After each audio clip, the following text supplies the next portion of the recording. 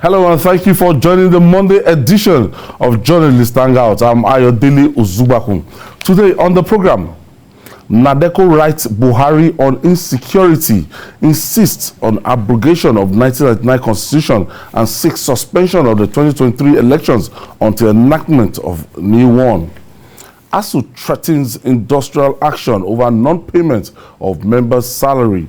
And later on the show, policeman goes berserk, kill 5 persons and injures 4 others in Enugu. I'll be hanging out with Adekule Yusuf and Dotun Oladipo. So if you're ready, let the hangout start now.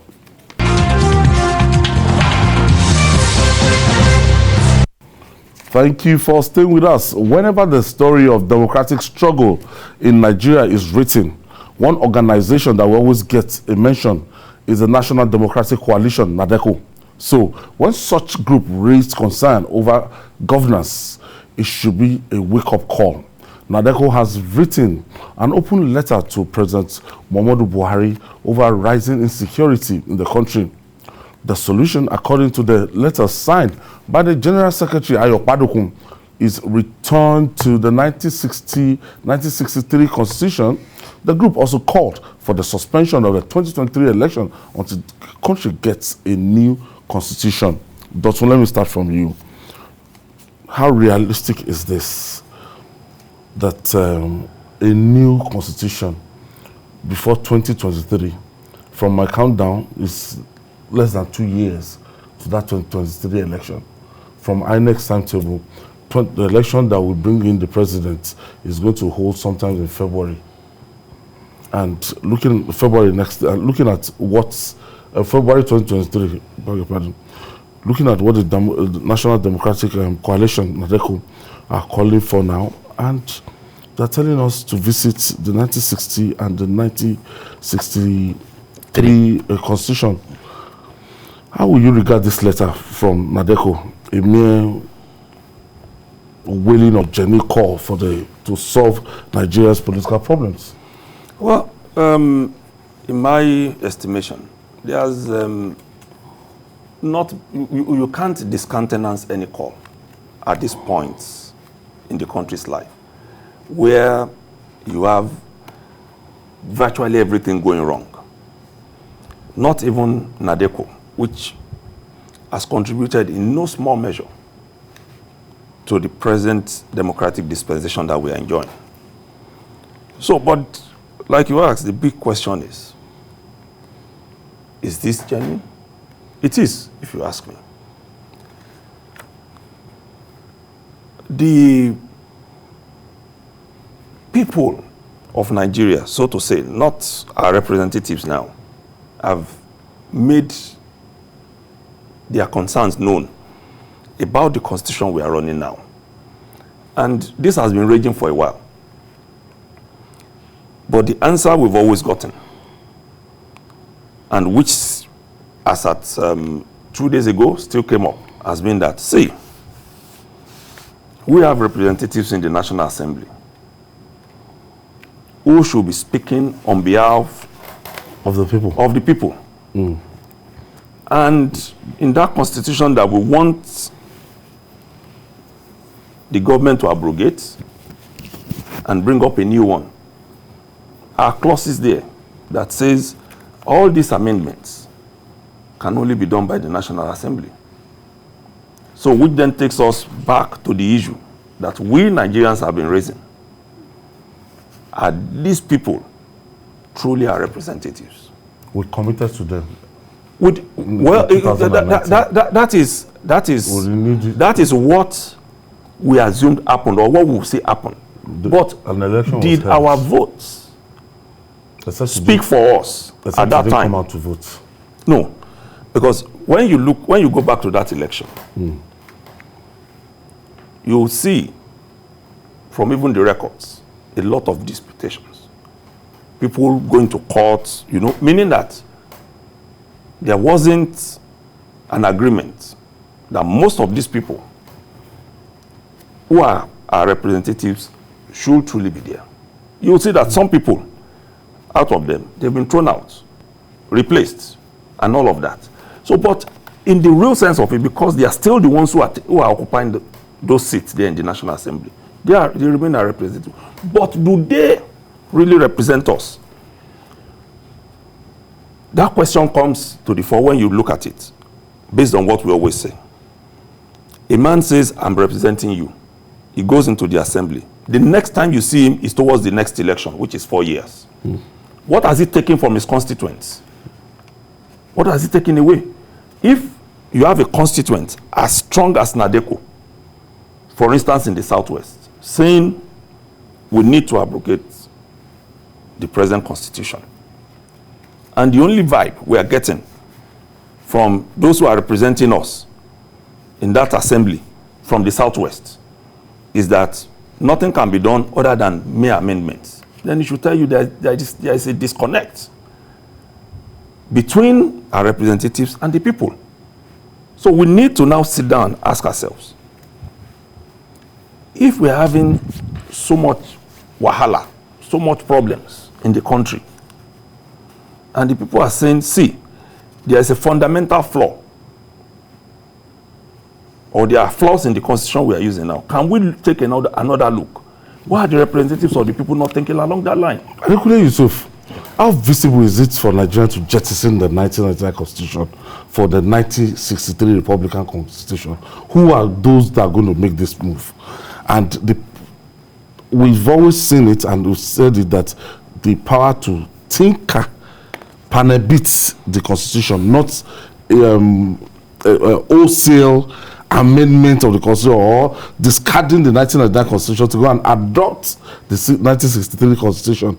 There's a process going on now at the National Assembly, the body that has been given the power. So how do we go about this before 2023 to leave 1999 constitution to adopt 1963 constitution? Do you think this is realistic? I don't think it is realistic. I have to be honest, because Nigeria is a country of contradictions, a country where hypocrisy rules the minds of men and women that run the affairs of our country, a country where there is no sincerity, a country that leaders say something and do another thing, and see, leaders across the board. You get what I'm trying to say? But it is possible if we are truly sincere. As we speak now, the greatest challenge to Nigeria is how to reinvent its concept of nationhood. Without doing that, we will never have peace, we will never have development, we will never have anything that democracy ordinarily should give us. It is not new. Don't let anybody tell you the National Assembly is doing a constitutional review, is doing public hearing. They've done it several times. It's a waste of time, waste of national resources, just to keep some people busy. Is it this National Assembly? Please, I don't want to discuss that. When you look at what is going on in our country, we need sincerity of purpose. Believe me, we always say, okay, let's do restructuring, let's do this, let's do that. Some people will tell you they don't understand what restructuring means. Many people who understand what restructuring means will tell you something else. You understand my point? So all of us, we are not sincere. For me, I've stopped blaming the president. We know we always say the president, because each time people throw it to the president that there should be restructuring, you see response from the presidency. It's unnecessary. If the president, as powerful as the president is, he cannot unilaterally give Nigeria restructuring. You understand my point? Those in the National Assembly, how many of them are discussing restructuring?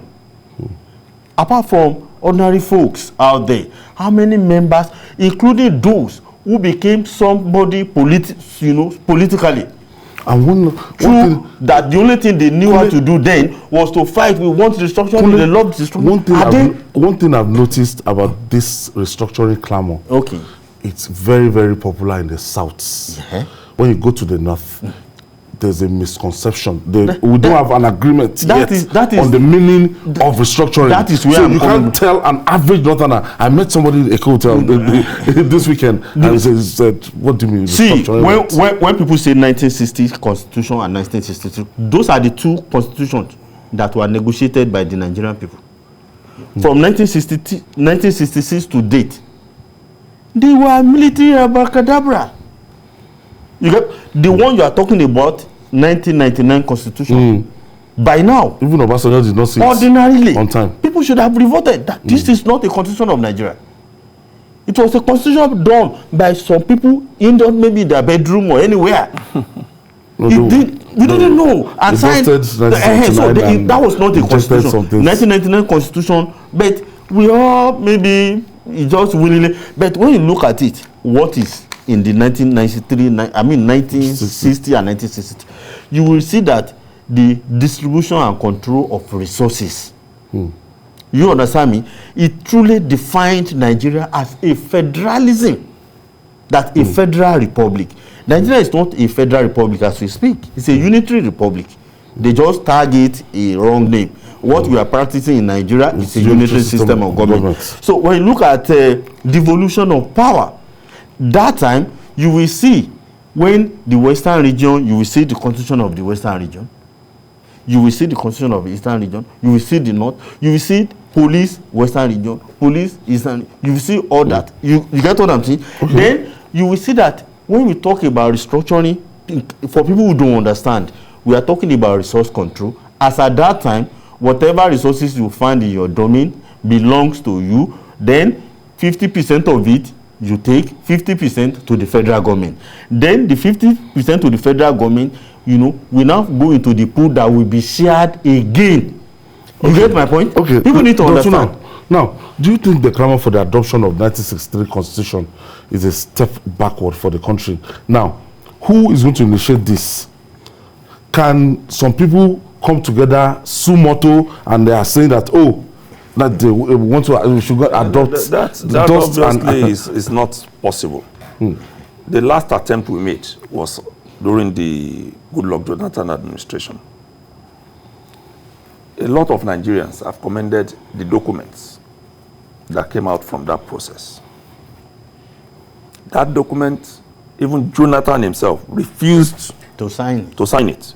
But after he left, about legal backing. Yes, after he left, he handed it over to President Buhari and said, "Look, this is what we came up with. Do something about it." So when you now ask, if you that initiated the process as president could not do the needful implementation by ensuring that it came into effect before attempting, or in the minimum give it a legal backing, before even attempting to seek re-election, because the whole idea was to get re-election, to get re-elected and then come back and say, see, okay, what do we now do with this? Because if he was genuinely interested in it, what he should have done at that time was to say, pronto, this goes to the National Assembly. I have Benedict from River State. Hello, good afternoon, gentlemen. Yes, thank you for joining us. Yeah, good afternoon, gentlemen. Good afternoon, sir. Go ahead, please. The problem of Nigeria is the working document. That is the constitution. Remember that during the time of Abdul Salam, when it was about handing over, people complained. People like them, they complained about the constitution that it's not going to lead us to anywhere. But Abdul Salam told us that, look, they are military people, personnel. They don't know about, the expertise in making up a good constitution. That should be left to the politicians, which are civilians. But by the time he handed over, Obasanjo, who took over, saw the great, the power in the constitution. This constitution is a military constitution. It's a monarchical constitution. Obasanjo saw the powers, vested in the head, and he used it more than what is even expected. So no person that will get this constitution and would like to put up another constitution, because he put plenty of opportunity in their pocket, like the National Assembly now. He put plenty of money in their pocket. If he make this society to continue to evolve, it will not make it. Thank you. Don't also forget that the clamor for 1963 Constitution is what we are looking as recommended by NADECO. I'm saying, see, the conditions under which these constitutions, 1960 and 1960, came into being, they don't exist now as they were then. So if we decide that we want to go back, I'm sure this 1963 constitution will be like a regional arrangement. Yes, how are we going to rearrange it to get back there? So what we should do realistically is for the government, if it does not want to go back to the Jonathan Constituent Assembly, to say, okay, genuinely, let's get people to talk this time around, and we fashion something good. Because what came out, the document that came out from that one by Jonathan, was applauded. It has some recommendations, elements of the 1969, which met the present reality in terms of what you spoke about. What does it not feel at this time? Because we are talking of the present day Nigeria, not the Nigeria of then. What does it not feel at this time? What does the South feel at this time? The chairman of Revenue Allocation Committee and that represented President Buhari this weekend at the function, actually said, look, he fell short of saying the clamor for restructuring is not realistic. Now, and NADECO is calling for the suspension of the 2023 election until a new constitution is enacted. Going by my calculation, this administration just have less than 700 days in office. You see, when you look at the 1960 and 1963 constitution, it will be difficult for any part of Nigeria to cry of marginalization, of injustice. But we're not saying the constitution is not okay. Okay. How do we jettison the almighty 1999 constitution without the National Assembly involved? Is it possible? Then this present arrangement, the civil society, the ordinary folks, the civil society, people who are genuinely interested in true development, in peace and prosperity of Nigeria, we keep talking. You need to keep pressurizing people in powers. Will you support the suspension of the next election to achieve this? If it can happen, let me tell you, with the constitution we are running, we can never ever get anywhere. We know it. Those who are in charge, believe me, Obasanjo is one person that is most difficult to convince or change his mind. But when he left power, he kept on saying, this. Now he has changed. I think he has seen enough to believe that this constitution, we need to change a lot of things. Look at what we are talking about when we say devolution of power, when we say state police is one of those things when people are talking about restructuring. Then resource control. Look at what is happening today. There is no healthy rivalry between states. Many our state governors, all they know is to go to Abuja, collect whatever is due to them, and come back. Mr. President, that is not the idea signed an behind federalism. Order empowering the local governments. Still, some governors are. Then I'm now going there. That is that not restructuring that? If we now bring back 1960 or 1963 constitution. With the current set of politicians that we have today, the ruling elite that we have now, believe me, we will still have problems as we speak. Okay, for example, when we all our presidents, successive presidents, we always criticize them, to the extent of sometimes, being unfair to them. The real problems are the governors in Nigeria. The Nigerian governors, they are the problem. If you look at every federalism, big developments take place through subnational government. If you look at the way our governors run, issue raised by Mr. Ayopadogun's group, this NADECO, is resource control and fiscal federalism. Why is it such a naughty issue in the country? Well, it has become naughty because we decided to go federal. And unfortunately, when you look at the statistics in that statement or that letter to President Buhari, UN, and the rest, they are quite clear. The South-South, for instance, gives us about 70% of our revenue, but getting about 13% when it comes to sharing. And unfortunately, because there is no competition again among the states, like you have pointed out, even states that have resources, they are not developing it. There are states with huge deposits of bitumen now, and we have untarred roads in Nigeria. Look, using scarce foreign documents, instruments, dollar, and to bring in bitumen. This doesn't speak well of us. Commercial quantity when we have it, and we have all of these things everywhere. So until we get to the point where we're able to address these issues, holistically, we won't get there. Christian is calling us from Lagos. Thank you for staying with us. Hello, sir. Yes, thank you for joining us, Christian. Yes, sir. Good evening, sir. Good evening. All right, sir. Please, I want you to put this to Nigeria notice so that they will really understand what this true federalism is all about. Let them go and adopt UAE pattern of leadership. UAE, okay? UAE, there is Abu Dhabi, there is Sharjah, there is Ajman, there is Dubai. All these states develop themselves. They don't depend on the federal government. I was there, I'm a resident there, so even the day of the election, you won't notice anything. They will do the election, nobody knows. So let us make people understand what is meaning of indigenous development, state development. It's not federal development.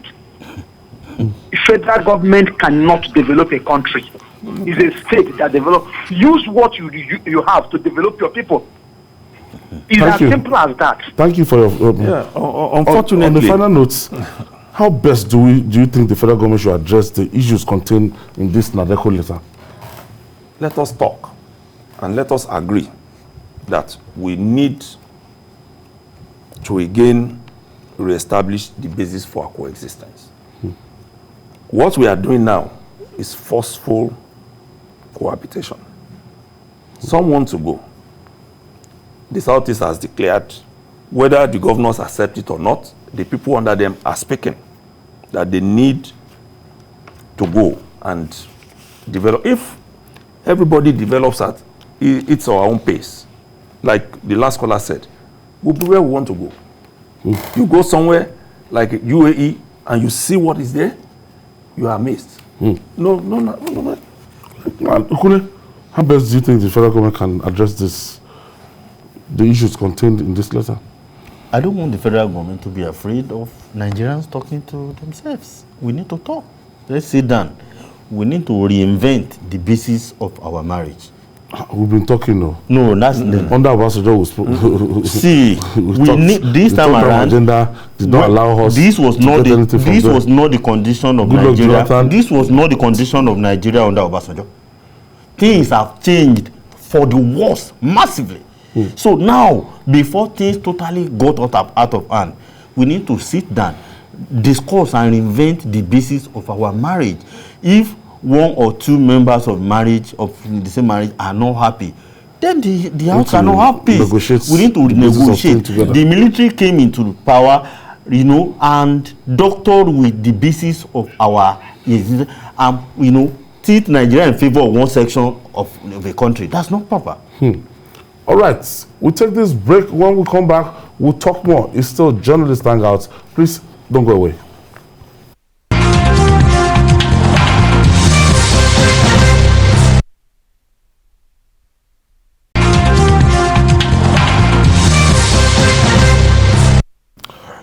It's your favorite news and current affairs program reaching you live from TVC News. And I still have Adekunle Yusuf and Dotun Oladipo with me in the studio. Now, we move. The name ASUN, which translates to the Academic Staff Union of Nigeria, is becoming synonymous with strike. Fresh strike by the university lecturers is looming after ASUN threatened to down tools over alleged refusal of the Accountant General of the Federation to pay salary and remit check-off dues over 1,000 staff for 13 months. Chairman of University of Jos chapter of ASUN, Lazarus Magoro, accused the Accountant General Ahmed Idris of systematically denying the lecturers their pay even after government and the union had reached agreement on non-victimization of its members following the last strike. Dotun, let me start from you.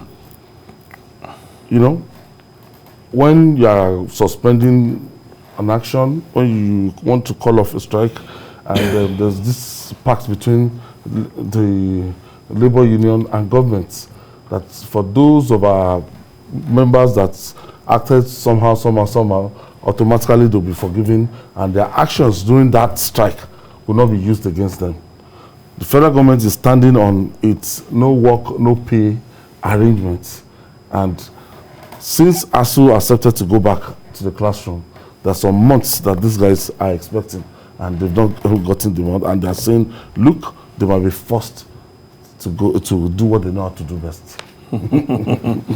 Well, if you recollect on this program, I'm one of those who came up and said, see, government should be allowed to decide how it wants to pay its workers. But at the same time, if government has gone into an agreement with the union, it shouldn't go back. This is the problem that we have always had. Let me add to this issue. Just yesterday also, the Senior Staff Association of Nigerian Universities, The SANU, says it's also going to go on strike. Yes, because of the staff school. Because of the staff school issue. Staff school teachers that and they want to remove from the 2021 budget. This 2022. This even has the backing of the court, National Industrial Court, that says, so, look, these people are right. So where you have an agreement, you have a court ruling, and then again with SANU, you have said, yes, you are going to keep this, then I think that something is wrong with government. I think because in the case of SANU, they are also blaming the budget office for this. So what the big question to ask is, in going into agreements with unions, has there been any government in this country that has been sincere? Because this has been the issue. 10 years ago, an agreement was signed. We are here now talking about that same agreement. Not again, being resigned and not again being implemented. I don't know what we can say the problem is. Because if the president has said, please go ahead and do this, then who are those within the system that are holding it? Now, do you think it's necessary to shut down the university at this time again? Now, let me even bring an argument. Do you think the government, the way it's structured now, the way they are financially now, can continue to bear the burden of these federal universities? Don't you think it's high time we just look for an alternative way of sponsoring these tertiary institutions than also that we put up the burden, because it's not looking realistic again? Believe me, unless you want to punish the parents who are already impoverished. You went to school in Wisconsin at a point in time. But I also attended Unilag. Wait now. Okay.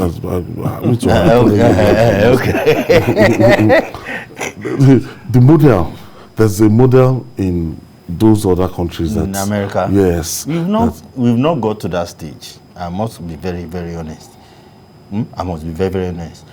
You pay through your nose in that place. Yes, in America, the American government is responsible for your education from the age you are 5 to the time you complete your secondary school. Every other thing you pay. You get my point? And you pay heavily. If you access loan. No. If you access loan. That's where I'm going. You pay heavily. And when you pay, there are opportunities for you. You can borrow money. Yes. There are the ones from government, the ones from various. So you continue to pay. So that when you get a job in future, they'll start you may even pay to retire from service. Yes. To go and study medicine, I have somebody that went to study medicine, had to borrow from government. Obama didn't complete his payment till he became president. Even when the president, he was still paying. President, when he was in office. Yes. Ivy League. Yes. You know, he attended Ivy League school, pick up PhD and that. Now, in Nigeria, we are not yet there. You know the poverty level in our country. You know the level of unemployment. You know the level of everything. Let me tell you, when you say the government cannot cope, under this president alone, how many universities, colleges of education, private, polytechnics, institutes have they, established new ones?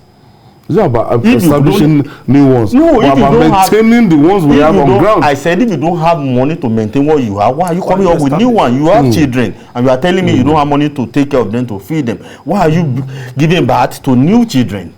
You will hold up. That is the point where I said our representatives, we need to look at them again. Because what they go into the National Assembly to do is to clamor for federal presence. We want University of Agriculture in our area. So they push for it and they get it. They are not thinking of funding. Until we get the basics right. That is the economy. The reason for our coexistence. Really. We can't get all of these things right. Because when you come, when a particular child from a location says, I want to move from that location and go to another one to go to school, that school is already talking of catchment area. It's already talking of serving people in this geopolitical zone. So everybody is clamoring for something that is my own. And in serious countries, in people who have come together to say we want to live together, that is not the basis for existence. It is using merit to go where you want to go. It is knowing that if I appear here, I say I'm from Benue State, and I appear in Oyo State, I'm going to be accepted. So everybody is now clamoring for universities, and then these universities are not self-sustaining. The economy cannot even withstand it. I have Ada is calling us from Jos. Hello, good evening. Journalist It's Ada from Jos. Good evening. Right. Until the government gives the education its part of place, we will continue to have strikes in this country. Look at what they are doing. Everywhere they are having one university or the other. Almost every village is going to have a university now. And as I saw it coming, because I don't know how they used to end up with the government, with broken agreements, broken promises, and what have you. Please permit me to plead with NADECO. NADECO, if it is a joke that they are taking for suspension of 2023 election until enactment of a new policy. Please, if it's a joke, let them stop it. That joke has gone beyond the elbow. I beg. Let us amend it the way we amend it. The important thing is the evolution of power is the most important thing. Well, if we can get that true federalism, that is more important. Let them stop that. You know, Nigeria, the way let's not give up on this country. Thank you, Ada. So your front contribution. So just the point. You heard what she said. There is no way any government can come up to say it's not sustainable. If it's not sustainable, what are you coming up with new ones? During Jonathan time, remember, it got to an even ridiculous level that they said they realized that some states didn't have federal university. They want to make sure that every state in Nigeria has one federal university, and they did it. Yes, they established. So he did phase one, he did phase two. At the end of the day, every state in Nigeria now has a federal university. Believe me, is that part of a federal thing? Believe me, what we have, the money you are spending on that, you could have been spent to expand the existing ones you have. You get what I'm trying to say? Now, nobody can argue and change my mind that the government doesn't have money to take care of it. No, the government doesn't prioritize education in Nigeria. So whatever they prioritize, they do have money to grow. You can actually get quality from the government link pause. Can they fund education? I don't share it that government is not prioritizing education, because education is not the only thing we are talking about in this country. Are facing a Bad lot, roads, different infrastructure, power, security. All of these are things that also need attention. So what do we need to do? For me, the argument is strengthen the economy in a way that the naira has value. It can compete. For instance, if these universities need 200 pints of chemical, as an example, if 10 years ago, that chemical is being sold in the US at $10, if you go back to check, it is either the cost has come down or it has remained stable. The same if it's in the year. But it is here in Nigeria that we are spending more money to purchase because our naira is weak. We need to get it right that the naira must be strengthened. It is also the same problem with payment of staff and all the rest. We are making more money in terms of volume. And we must ensure stability in terms of volume. But we are not, it's not quality enough. This fluctuation. Like you said, how many people can afford it? If, for instance, I'm on the minimum wage ladder and I earn 30,000 naira, and that 30,000 naira is equivalent to $30,000, I shouldn't have a problem sending my children to school. So we must address the economic factor, because that is where the real issue is. So much money, a private university, you pay about 2 million, 1.5, 2 million for a session, because that is what is realistic. That is what is realistic in terms of the value of the naira. So we need to work on these things. The government cannot prioritize education to the extent of neglecting other things. We're already suffering. Power, for instance. So many artisans can't work. Tariff going up. Towards the end, I think May 29, I recharged my prepaid meter at 702 units. By middle of June, 2 weeks after, about 40-something thousand naira was gone into payment for power. So how do we continue to run like that and say we can't face only one sector? What we need to do is to address the peculiarity of it. Focus and see what are the things we can do within. So how do we stop this perennial strike? Because before you say Jack Robinson now, ASUN will tell you that we are going back. As far as I'm concerned, whatever you prioritize will be important to you. Yeah. Why are you always having problem with ASUN? That's what I mean by not prioritizing education. Okay. I didn't say they should put all the budget into education. There's no development that can do without the human factor. It will fail. So we are saying, if not for TED fund, our university would have collapsed, maybe. Yeah, but it's also for federal government that is funding TED fund. Thank God that the government came up with that idea. So we are now saying, when you have an agreement, please honor such agreements. Exactly. Honor. It pays. In fact, it makes things work. It helps the government. No, we are in agreement with this. You can go to sleep. You are sure that the government will honor the agreement. Yeah. But in Nigeria, with ASUN, with other unions, that's why all our unions, they now know that the best way to get government, to appear serious, to go on strike. Believe me, we should change that narrative. It's not good for anyone. And also, let me add, sir, that these people who have been identified as clogs in the wheel of executing this memorandum of understanding should be dealt with. A man cannot come and hold the system to answer. They asked them to join IPPIS, yes, which they don't want to. Fine, but there is now an agreement that this is the way we are going to run. Look at the case of Sisano, for instance. The agreement was, already we gave these people employment letter. And the employment letter states that it's the federal government that will pay. So let's do it like this. Let all those who have been employed for now run through the system until when they retire. Those who are coming in afresh, the university takes care of them. Because you recollect that we once had this discussion here.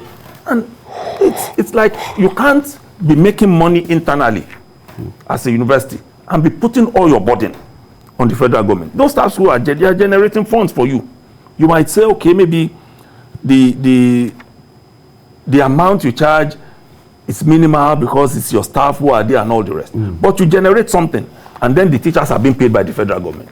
All right. Who does that? And finally, There was confusion in Enugu, the Enugu state capital, when a police inspector attached to special protection units started shooting sporadically. The action left 5 people dead and 4 others injured.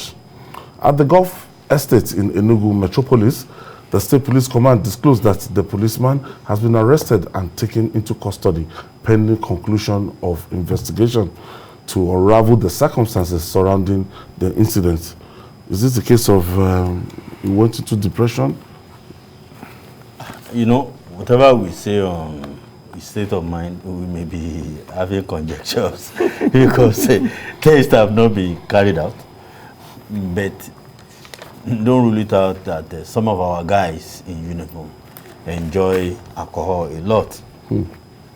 Indian hemp, serious. No, if you move with them, you will know. I'm not saying all of them, but the folks that get sent out, you know, roadblocks, you know, patrol, all those things.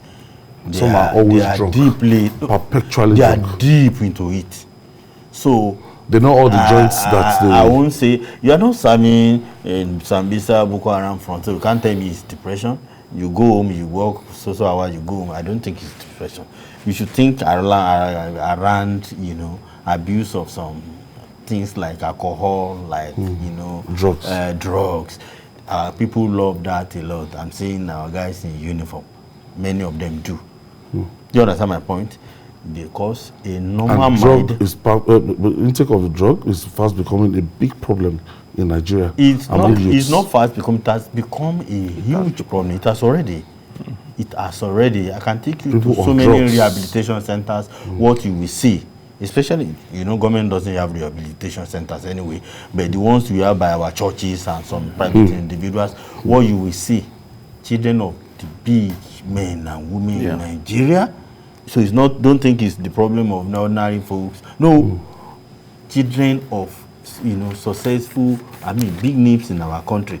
So we have that as a problem.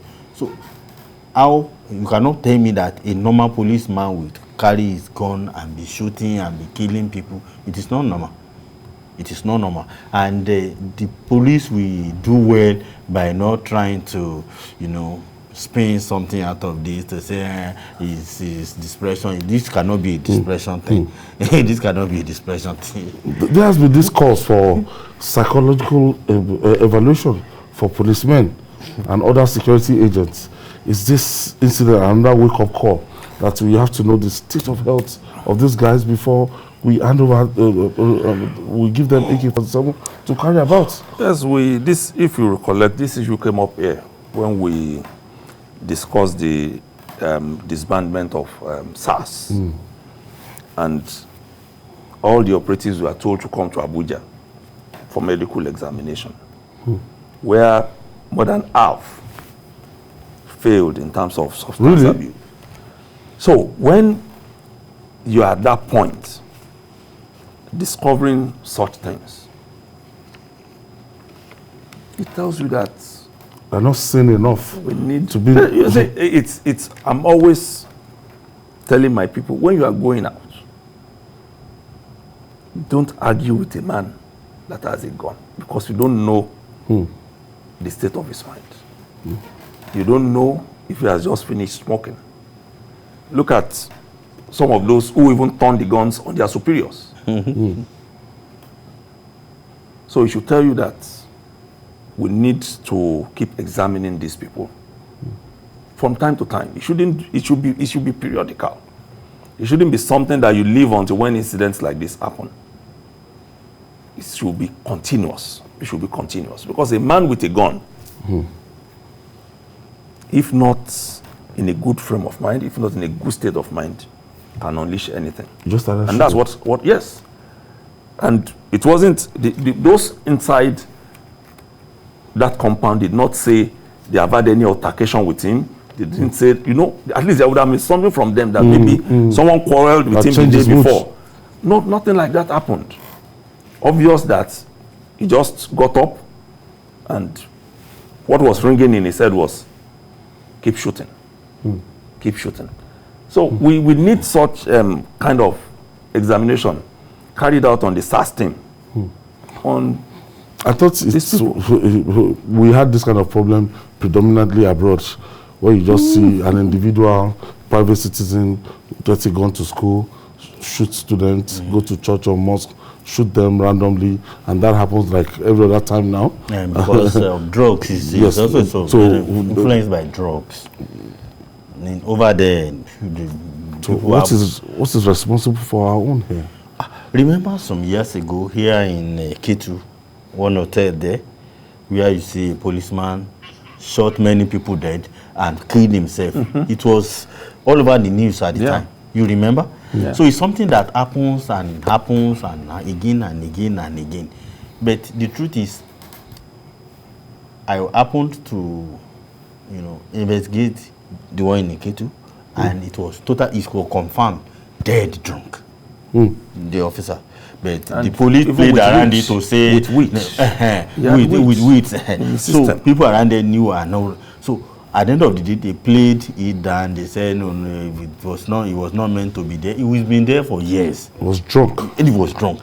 So maybe there should be something that we need to do something to make it, a big offense for anyone who is on duty. Yes. Who is on duty, to have access to drug, and if you are caught, in abroad, if you enter any pub, and 1, 2, 3, 3 of us, do you know at the next junction you will see, policemen waiting for us, and they are interested in who we drive. Okay, so at the end of the day, I think Prosper is calling us from Port Harcourt. Oh, we lost Prosper. At the end of the day, they are only interested in the person that we drive. And they know it. The person that we drive will volunteer. You won't take alcohol. All of us will enjoy ourselves. Then when we are going, you will drive. And when we get to the end, it flag you down. No problem. No problem. They know the problem. If you run into it, it's a big offense. Maybe we should start something like that in Nigeria, making sure that for our uniformed men and women, they must not take anything alcohol or drug while on duty. You understand? The law may be there, but enforcement. You see any law, but when you go to beer parlors, you go to drug joints, you see them, and they do it. We see them. Do you follow that to drug joints? During my reason, I've entered several drug joints to the extent that in Lagos I can take you to many drug joints. Go out 1 a.m., 2 a.m., 3 a.m., visiting many drug joints in Lagos, and I knew what I've seen. So how do we attack this menace? Well, we have to police the police. that is the way of sound mind with somebody that's police the police. For instance, some weeks back I was driving down from my children. When I was going into my children's school, I saw a patrol vehicle. They were stopping people and all the rest. Regular? Yes. By the time I was coming back, that patrol vehicle had left there and was parked in front of a beer parlor. Please go ahead. Let me quickly check. Mohammed is calling us from Gombe State. Wow. Yes, good afternoon, gentlemen in the studio. Yes, thank you for joining us, Mohammed. Thank you very much. My name is Mohammed, calling from Gombe. All right, go ahead with your contribution. Yes, let me start with the first item that I've talked about, NADECO issue. I think we have to grow up and tell ourselves the crystal reality. We are not sincere like the other Adekule Yusuf is saying.